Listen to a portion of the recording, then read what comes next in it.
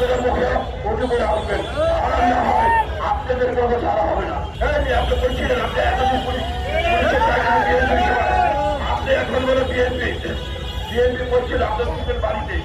এই বর্তমান সরকারকে সুযোগ দেওয়ার জন্য এখনো সময় আছে। আপনারা কোনো তাড়াবাড়া না করে সমস্ত কিছু মেনে দিন, কারণ মানুষ দেখছেন মানুষ কিভাবে ঘুমে উঠেছে, খুশি উঠেছে। মানুষের যে আকাঙ্ক্ষা নির্বাচনের কোনো ব্যবস্থা নাই।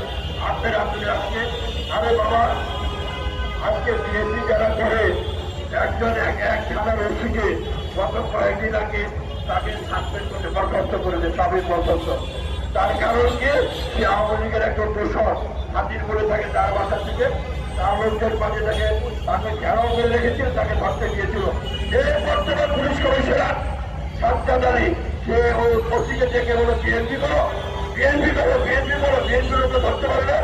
আমি সাজ্জাদ আলীকে প্রশ্ন করতে চাই, পুলিশ কমিশনার, আরে মেয়ে আপনি বলছিলেন, আপনি বলছিলেন আপনি এতদিন পুলিশের চাকরি বিএনপির সময়, আপনি এখন বলে বিএনপি করছিল আপনাদের বাড়িতে।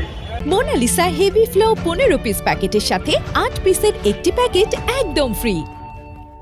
আমরা আন্দোলন সরকার করে আজকে কিন্তু সরকার ক্ষমতায়, এবং আজকে ঢাকার পুলিশ কমিশন আছে, আমার নয় আপনাদের বাড়ি থাকছেন।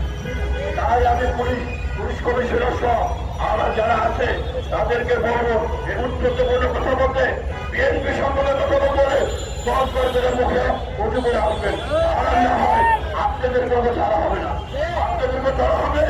আপনারা দেখেছেন বিভিন্ন উপদেষ্টা কি করেছে, প্রয়োজন বলে এই পুলিশ কমিশনার সাজ্জাদকে দেওয়া হবে। সে একজন অবসরপ্রাপ্ত অফিসার, তাকে এখানে বসানো হয়েছে। আমরা আমাদের এই সভা থেকে বলে দিতে চাই, এইসব সব কিছু ছেড়ে দিন।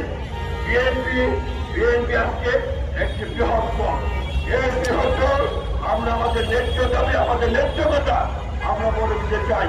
আমরা আমাদের বক্তব্য স্পষ্ট, অবিলম্বে নির্বাচনের তারিখ ঘোষণা করুন এবং ইসলামকে সম্মত দিন, তাহলে বিএনপি অবস্থান কর্মসূচি সোজা হবে। আর না হয় যতদিন আপনারা ইসলামকে সম্মত আপনারা উপদেষ্টা পদে না করবেন, ততদিন আমরা রাজপথে অবস্থান ধর্ম করতে